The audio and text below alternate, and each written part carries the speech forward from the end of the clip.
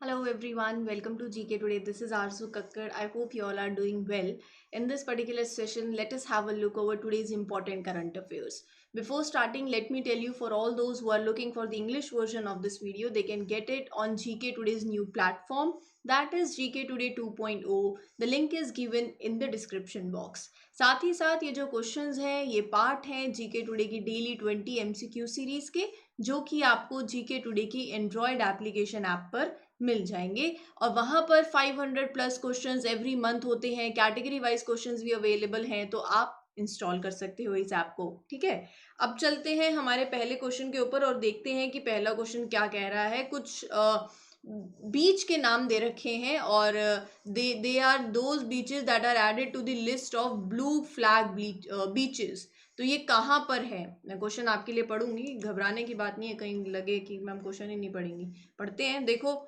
Tundi beach and Kadmat beach which were added to the list of blue flag beaches, they are located in which state or union territory? बताइए। तो ये दोनों बीच जो हैं ये कहाँ पर लोकेटेड है? ये लक्षद्वीप द्वीप के अंदर लोकेटेड है, इसलिए आंसर हो जाता है आपका ऑप्शन सी। अब बात करूं अगर ये ब्लू फ्लैग बीच की, तो पहले ये जो दो बीच हैं, थुंडी बीच एंड कदमत बीच, ये एडेड है to the list of blue beaches. अब ये क्या है? देखो, एक ब्लू फ्लैग सर्टिफिकेशन है जो दिया जाता है, it is an eco label जो कि जो साफ सुथरे क्लीनेस्ट बीचेस होते हैं ना, उनको दिया जाता है इन दी वर्ल्ड। किसके द्वारा? By foundation for environment education, एक एनजीओ है डेनमार्क की।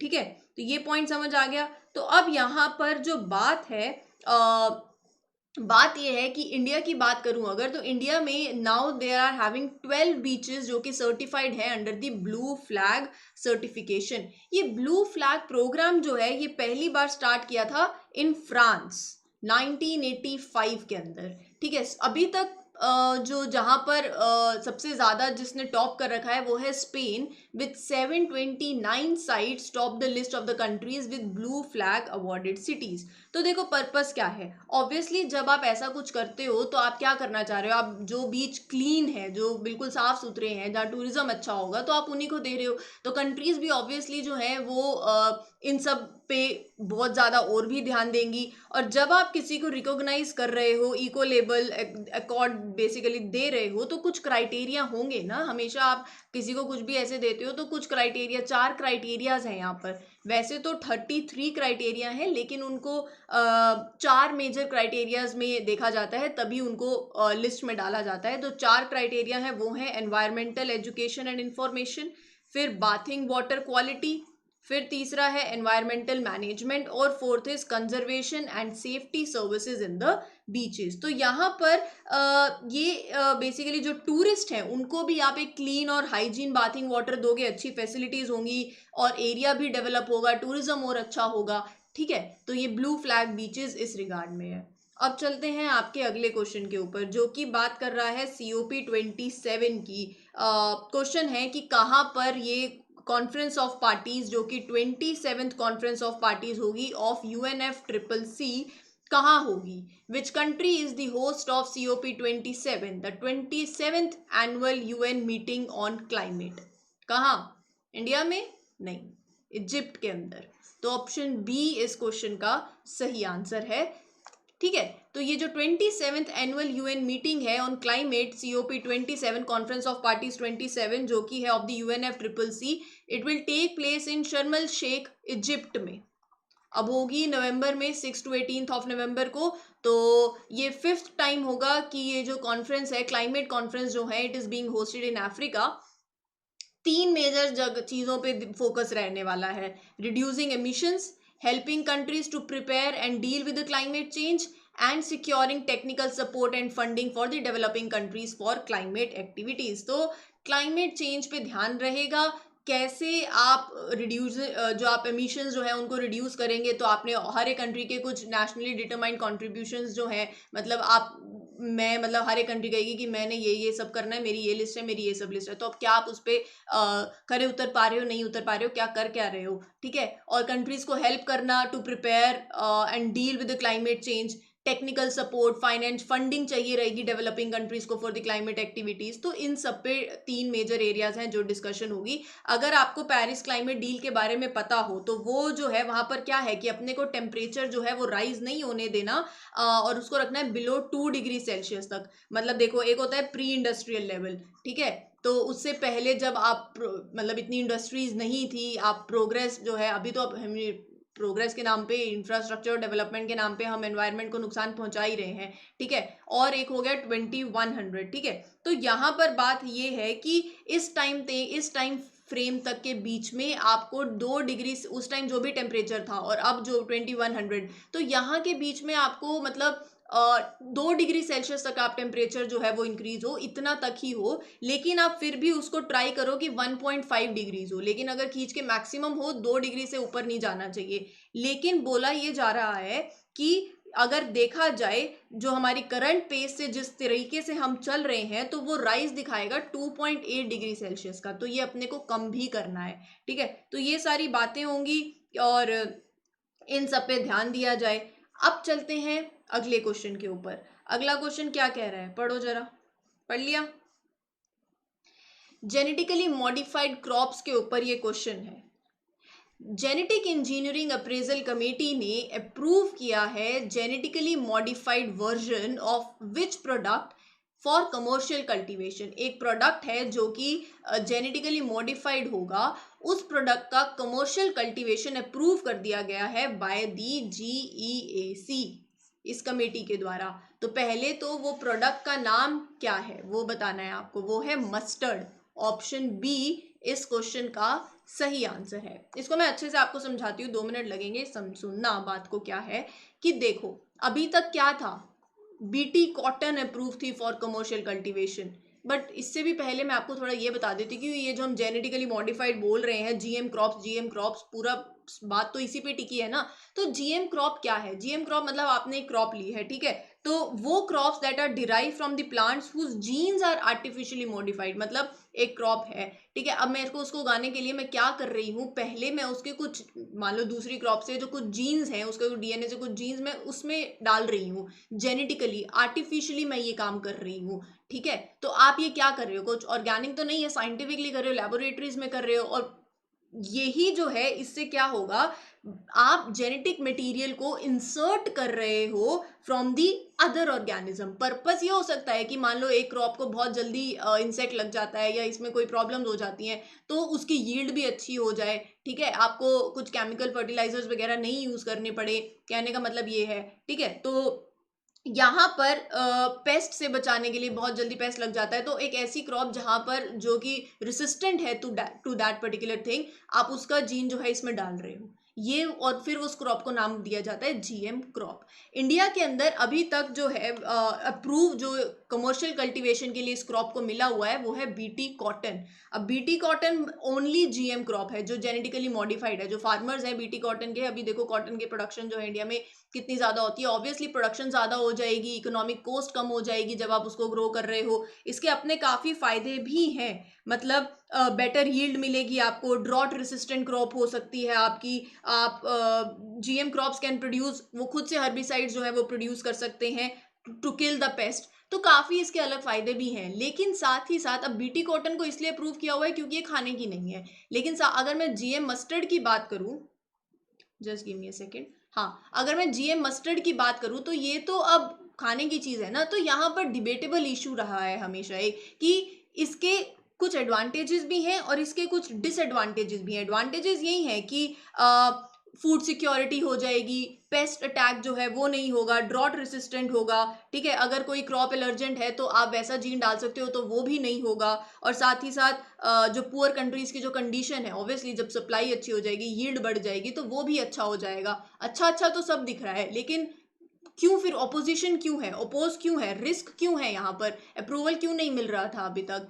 तो रिस्क ये है कि ये ऑर्गेनिक नहीं है, रिस्क ये है कि इन ट्रेड्स के वो हो सकता है, हेल्थ पे इफेक्ट हो सकता है, हेल्थ इफेक्ट हो सकता है। और अननोन इफेक्ट हो सकते हैं, आपको नहीं पता है, ठीक है, आपने आज खाया, 5 साल बाद कुछ भी मतलब आप वो कंज्यूम कर रहे हो एक ऐसा प्रोडक्ट जिसमें लेबलिंग भी नहीं है कि ये जीएम मॉडिफाइड है क्रॉप और प्रोडक्ट, और ये वैसा नहीं है, इसमें जीएम कंपोनेंट्स बेसिकली मॉडिफाइड नहीं है, ठीक है, तो कंज्यूमर्स को भी आप ये नहीं बता रहे हो, तो इसमें काफी कुछ जो है ऑब्वियसली, साथ ही साथ ये जो क्रॉप्स हैं दे में limit the biodiversity also of the local environment, ठीक है, और ऐसा कुछ भी हो सकता है कि क्रॉस पॉलिनेशन से सुपर वीड्स जो आसपास जो है जो वीड्स हो जाते हैं, it may lead to that, ठीक है, तो काफी चीजें हैं यहाँ पर जिसकी वजह से यहाँ ये रिस्क फैक्टर में भी बात चली जाती है। ये एक ऐसा टॉपिक था जिसको समझना बहुत ज्यादा इंपॉर्टेंट था। अब आई थिंक आपको समझ आ गया होगा, तो चलती हूँ अगले क्वेश्चन के ऊपर। अगला क्वेश्चन कह रहा है कि इनमें से वो कौन सा ई कॉमर्स प्लेटफॉर्म है that has partnered with spice board of India. तो उसने स्पाइस बोर्ड ऑफ इंडिया के साथ पार्टनर किया है, ठीक है, किस लिए? For training programme for the spice farmers. तो which e commerce platform has partnered with the spice board of India? Flipkart, correct, option B इस क्वेश्चन का सही आंसर है। तो यहां पर फ्लिपकार्ट ने कोलैबोरेट किया है स्पाइस बोर्ड ऑफ इंडिया के साथ नेशन वाइड में ट्रेनिंग प्रोग्राम स्पाइस फार्मर्स के लिए लाने के लिए, ठीक है, जहां पर फार्मर्स को असिस्टेंस दी जाएगी in procuring spices, access to the pan India market. और ये जो प्रोग्राम है ये स्टार्ट होगा with the farmers and representatives of FPOs in the Idukki district of Kerala and Tamil Nadu. तो यहाँ पर मैं थोड़ा आपको स्पाइस बोर्ड ऑफ इंडिया के बारे में बता देती हूँ, जो कि एक ऑर्गेनाइजेशन है, किसके अंदर है, बहुत important, ministry of commerce and industry के अंदर। किस लिए है ये बोर्ड? ये है board for the development, for the promotion of spices. कब एस्टैब्लिश हुई? स्पाइसेस बोर्ड एक्ट के अंदर ये एस्टैब्लिश हुई थी। It was establish by the spices board act 1986 में। इंपॉर्टेंट थी ये बातें। तो अब चलते हैं अगले क्वेश्चन के ऊपर। इंजीनियर्स कॉन्क्लेव 2022 कौन सी सिटी होस्ट है? Which city is the host of engineers conclave 2022? हाँ जी, Chennai, Bengaluru, Trivendrapuram, correct, option C इस क्वेश्चन का सही आंसर है। तो इसको ऑर्गेनाइज किया गया इस कॉन्क्लेव को by Indian National Academy of Engineering, basic Indian sorry जो इंजीनियरिंग कॉन्क्लेव है of the Indian National Academy of Engineering was organised jointly by ISRO, ठीक है, at liquid propulsion system centre Trivendrapuram में। तो इसरो ने obviously has proposed dedicated satellites for supporting the countries agriculture sector. Agriculture sector से associated मैंने काफ़ी चीज़ें और इसके घुमा फिरा के जो आसपास की बातें हैं मैंने आपके साथ शेयर भी करी हैं, ड्रोन से एसोसिएटेड टॉपिक भी लिया है, और यहाँ पर ये भी डिस्कस किया गया कि with the department of agriculture on this Bharat कृषि सैटेलाइट प्रोग्राम के बारे में। इसके बारे में भी ऑलरेडी करंट में क्वेश्चन हो चुका है, मुझे याद है, ठीक है। चलिए आगे चलते हैं, अगला देखते हैं। एक डिफेंस इक्विपमेंट है, ये वो इक्विपमेंट है हॉक एयर डिफेंस इक्विपमेंट। ये एक फ्लैगशिप इक्विपमेंट है कौन सी कंट्री का? रशिया, नहीं, Ukraine, no, USA, correct, option C USA इस क्वेश्चन का सही आंसर है, ठीक है। तो बात ये आती है कि आप अपन इसको अब क्यों पढ़ रहे हैं, ये न्यूज में क्यों है ना? United States is set to retrieve its older hawk air defence equipment. अब वो इसको भेजना चाहते हैं टू यूक्रेन। किस लिए? रशिया यूक्रेन का वॉर के चक्कर में, so as to face the heavy attack from the Russian drone fired and the cruise missiles, उसके अगेंस्ट यूक्रेन को सपोर्ट करते के हिसाब से आप अब उनको एक, ताकि आप रशिया की जो मिसाइल्स हैं उनको फेस कर पाएं, उनके हैवी अटैक को फेस कर पाएं, तो वहां पर अब आप ये इक्विपमेंट भेज रहे हो। इसका फुल फॉर्म है homing for all the way killer. इसको एंटर किया गया था सर्विस में विद द यूएस आर्मी 1959 में, वियतनाम वॉर के टाइम पे, ठीक है। तो ये स्ट्रिंजर मिसाइल सिस्टम का एक अपग्रेड है। इसके बारे में आपको इतना डीप जानने की ज़रूरत नहीं है। अगर इंडियन इक्विपमेंट होता तो ऑब्वियसली हम उसकी स्पीड और हर एक चीज़ उसकी कवर करते। यहाँ पर बेयर मिनिमम इतनी इन्फॉर्मेशन भी ले लोगे तो भी चलेगा। स्मार्ट वर्क, ठीक है। अब चलते हैं अगले क्वेश्चन के ऊपर। Which country is the host of UNSC's counter terrorism meeting in 2022? कौन सी कंट्री होस्ट है of UNSC counter terrorism meeting in 2022? India पे लगा दे, टिक कर दे, यही है India is the host of UNSC's counter-terrorism meeting that will be hosted in Mumbai and Delhi in the month of October. So basically theme जो रहेगी इस meeting की, that would be countering the use of new and emerging technologies for terrorist purposes. So basically focus क्या रहेगा यहाँ पर? Focus रहेगा on the जो इंक्रीजिंग थ्रेट है ऑफ चाहे 3 टेक्नोलॉजीज जो हैं, आप इनका टेररिस्ट पर्पसेस के लिए यूज नहीं हो, तो वो जो थ्रेट है उस पर डिस्कस करना, उस पर फोकस करना। एक तो इंटरनेट, दूसरा पेमेंट टेक्नोलॉजीज होती हैं, ये फंड रेजिंग मेथड हो सकता है, unmanned aerial systems including drones. तो इस पे और ज़्यादा सचेत हों, इस पे और ज़्यादा फोकस करें ताकि ये एक थ्रेट की तरह ना यूज़ हो और टेररिस्ट पर्पसेस के लिए नहीं यूज़ होनी चाहिए। तो ये जो न्यू एमर्जिंग टेक्नोलॉजीज़ हैं इन पे और ज़्यादा ध्यान देना और countering the use of these technologies for the terrorist purpose, ये रहेगा इस मीटिंग का थीम। डन है। अब चलते हैं अगले क्वेश्चन के ऊपर। अगला क्वेश्चन क्या कह रहा है? मिशन लाइफ के ऊपर है ये क्वेश्चन। तो basically how many lifestyle practices has been published by the union government of India under mission life? 50? No. 75? Correct, option B 75 इस क्वेश्चन का सही आंसर है। तो यहाँ पर यूनियन गवर्नमेंट ने पब्लिश किया है 75 लाइफस्टाइल प्रैक्टिसेस। इसको पढ़ने से पहले मैं बहुत सिंपल तरीके से आपको बता देती हूँ मिशन लाइफ क्या है। एक एक मूवमेंट की तरह, जैसे स्वच्छ भारत मिशन एक क्या है, एक मास मूवमेंट रहा है, वैसे ही मिशन लाइफ है कि इतना कुछ जो क्लाइमेट चेंज हो रहा है, आपको अपने लाइफस्टाइल में चेंज लाने की ज़रूरत है ना। तो यही बात है कि लोग ऐसे प्रैक्टिसेस अडॉप्ट करें जो क्लाइमेट फ्रेंडली हो। एक ऐसा एक बोल सकते हो, एक अवेयरनेस की तरह, एक मास मूवमेंट की तरह आप बोल सकते हो, जिसका फुल फॉर्म है लाइफस्टाइल फॉर एनवायरनमेंट। तो यहाँ पर there was a list of 75 actions, जिसको अगर मैं बात करूँ तो they are under the 7 categories: energy, water saving, single use plastic, sustainable food system, waste reduction, healthy lifestyle and e waste. तो ये चीज़ें हैं, इनमें अब आपको बदलाव लाना है। कल को आपका फ़ोन ख़राब हो जाता है और आप क्या करते हो, ऐसे ही उसको चलो दे दिया जी, ठीक है, कुछ भी होता है दे दिया जी। तो ये नहीं हो, आप जो है आपका लाइफस्टाइल चेंज हो, आप रीयूज रीस्टोर पे वापस से आओ। 3 R's की जब हम बात करते हैं ना, रिड्यूस, रीयूज एंड रीसाइकिल, ये लाइफस्टाइल में होना चाहिए, ठीक है। तो इस पे वर्क करना है अपने को, एक ऐसा नेटवर्क बनाना है जहां पर आपके जो कमिटमेंट्स जो ऑलरेडी हैं, अब उनको अचीव करने के लिए फ्रेंडली लाइफस्टाइल लोगों में लाना बहुत ज़्यादा ज़रूरी है। तो ये हमारे प्राइम मिनिस्टर नरेंद्र मोदी और यूएन सेक्रेटरी जनरल ने लॉन्च किया mission life, lifestyle for environment, ठीक है। अगला क्वेश्चन क्या है, पढ़ लिया आपने? Which global association has release proposals to eliminate harmful pollutants by 2050? 2050 तक आपको हार्मफुल पॉल्यूटेंट्स को एलिमिनेट करना है। ऐसा कौन सा ग्लोबल एसोसिएशन है that has release the proposal to eliminate? G20? नहीं। European Union? Correct, option B इस क्वेश्चन का सही आंसर है, ठीक है। तो यहाँ पर यूरोपियन यूनियन एग्जीक्यूटिव आर्म ने रिलीज किया है ये प्रपोजल कि कल को ना आपसे ये भी पूछा जा सकता है बाय विच ईयर, उनका टारगेट ईयर क्या है, तो वो है 2050 तक जो you will eliminate the harmful pollutants, और रिस्ट्रिक्शंस जो हैं उनको और ज़्यादा टफन अप किया जाए, टाइटन किया जाए। कौन सा हर्बिसाइड है that has been recently restricted by the Indian government fearing risk to the human and animal health? Glyphosate?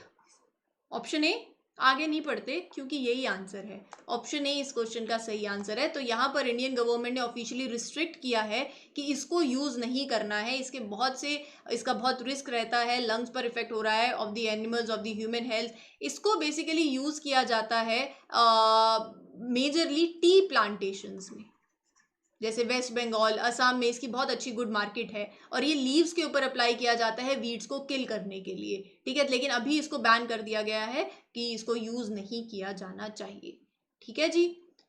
तो यहाँ पर आपके जो क्वेश्चंस हैं आपके करंट ओरिएंटेड, अभी आज के करंट अफेयर सेशंस के, उसके बाद अब हम चलते हैं हमारी रिवीजन कैटेगरी पे। रिवीजन कैटेगरी का पहला क्वेश्चन क्या है, कौन सी स्टेट है that is to host its first ever edu invest conclave? Orissa. Shikshak Parv conclave कौन सी सिटी होस्ट कर रही है? New Delhi. Conclave of State Science and Technology Ministers. Which state hosted the conclave? Gujarat. याद में रख लेना, बहुत इजी है, याद रह जाएगा. वेन्यू क्या है national conclave on mines and minerals का? New Delhi. Natural farming conclave in 2022, इसका वेन्यू क्या है? इस कॉन्क्लेव का वेन्यू क्या है? सूरत. ठीक है. इंडियन गवर्नमेंट ने रिसेंटली ऑर्गेनाइज करा एक नेशनल कॉन्क्लेव, कौन सी फ्रूट पे? Dragon fruit. ठीक है. Startup India 2022 expo and conclave कौन सी ऑर्गेनाइजेशन ने ऑर्गेनाइज किया? Chamber of commerce, PhD chamber of commerce. ठीक है. चलिए. Enterprise in India national coed conclave was organised at which city? Coimbatore. Colombo security conclave में it has how many member countries? 4. Waterways conclave, which city is the host of waterways conclave? Dibrugarh. ठीक है. Roorkee water conclave जो organise की गई by IIT Roorkee along with which institution? National institute of hydrology. कौन सी state है जो कि होस्ट है of national conclave on social enterprises for garbage free cities? वो है छत्तीसगढ़. ठीक है. चलते हैं अगली कैटेगरी पे और देखते हैं कुछ क्वेश्चंस जो कि एसोसिएटेड है आपसे एक स्पीशीज से. क्वेश्चन ही देख लेते हैं, आपको पता चल जाएगा. National tiger conservation authority has partnered with which organisation for the relocation of cheetahs from Africa to India? सबको पता है कि कहाँ पर किया, और आंसर्स भी मैंने देखे, बिल्कुल सही थे आप लोग. लेकिन जो चीताज को लाया गया फ्रॉम अफ्रीका टू इंडिया, कौन सी ऑर्गेनाइजेशन थी जिसने पार्टनर किया NTCA के साथ फॉर द रीलोकेशन? वो है Indian oil corporation. Tadoba tiger reserve which hosted the global tiger day celebrations is located in which state? Maharashtra. International tiger day कब ऑब्जर्व किया जाता है? 29 जुलाई को, याद में रख लेना. As per the data, recent government data, कितने tigers have died in the last 3 years in India? 329. Pilibhit Tiger Protection Foundation, which state has approved to set up this foundation? Uttar Pradesh. बक्सा टाइगर रिजर्व कहाँ पे है? Waste Bengal में. Valmiki tiger reserve कहाँ पर है? बिहार में. पन्ना टाइगर रिजर्व कहाँ है? मध्य प्रदेश में. रामगढ़ विषधारी सेंचुरी जिसको नोटिफाई किया गया है एज अ टाइगर रिजर्व, ये कहाँ है? राजस्थान में. नेशनल टाइगर कंजर्वेशन अथॉरिटी कौन सी स्टेट है that is the host of this meeting of national tiger conservation authority in 2022? Arunachal Pradesh. Sir इसका टाइगर रिजर्व कहाँ है? राजस्थान में. पूछे जाते हैं ऐसे सवाल, प्रीवियस ईयर क्वेश्चंस देखो, और वो कैटेगरी वाइज वीडियोस आती हैं. आप अगर आपने देखा है, एक प्लेलिस्ट भी बनी हुई है टॉपिक वाइज करंट अफेयर्स की, कुछ ऐसा है, आप प्लीज़ देखना. ये सब कुछ जो न्यूज़ में रहे हैं ऐसे टाइगर रिजर्व्स, नेशनल पार्क्स या रिवर्स, और विद प्रीवियस ईयर क्वेश्चंस मैंने कवर किए हैं. आप देखोगे प्रीवियस ईयर क्वेश्चंस में बहुत सिंपली ऐसे क्वेश्चंस पूछे जाते हैं, और वहाँ पर मैंने हर एक ऐसी इंपॉर्टेंट चीज़ को इन डिटेल कवर किया है, प्रॉपर मैप के साथ. हर एक चीज़ें, बहुत अच्छे लेक्चर्स हैं, आपको बहुत हेल्पफुल होगा, देख लेना. ठीक है. चलो अब चलते हैं अगले क्वेश्चन, अगली कैटेगरी के ऊपर, जो कि इकोनॉमिक्स सेक्शन से रिलेटेड है, फाइनेंस एंड इकोनॉमिक्स से. क्वेश्चन क्या कहता है? Who is the head of the committee constituted by the finance ministry to address the issues faced by venture capital and private equity? Who is the head of the committee? M Damodaran. March 2022 के हिसाब से India का external debt पूछा गया है as per the finance ministry data, वो आपको बताना है. $620 बिलियन. ठीक है, US. Which private bank partnered with the development bank to support supply chain finance solutions? IndusInd bank. Finance Ministry has made unauthorized publication of which data as compoundable offense? Export import data. याद में रख लेना ये सब अब. ठीक है. कौन सी स्टेट ने रिसेंटली लॉन्च किया है CM's micro finance scheme? Nagaland ने. ठीक है. अगला क्वेश्चन आपके लिए होमवर्क है, ये आप बताओगे. As per the recent notification by Finance Ministry, what is the GST applied for the sale of Indian national flag? 0%. India-Japan Finance Dialogue. The first ever India-Japan Finance Dialogue was held in which state और या फिर union territory? New Delhi. Housing development finance corporation partnered with कौन सी technology company के साथ for digitisation of its lending business? Accenture के साथ. ठीक है. कौन सा इंस्टीट्यूशन है जो रिलीज करता है report on currency and finance? RBI. इसी के साथ ये आपके कुछ होमवर्क के लिए क्वेश्चंस हैं और एक क्वेश्चन जो मैंने आपको ऑलरेडी दिया है, तो इनके आंसर्स बता देना कमेंट सेक्शन में. यहाँ इस वीडियो को एंड करते हैं. मैं उम्मीद करती हूँ कि आपको ये सेशन अच्छा लगा है. सेशन अच्छा लगा है तो भी ज़रूर बताना, आंसर्स भी ज़रूर मेंशन कर देना. With this I Arsu Kakkar wish everybody a very best of luck. Happy learning everyone. Take care. Thank you. Have a nice day.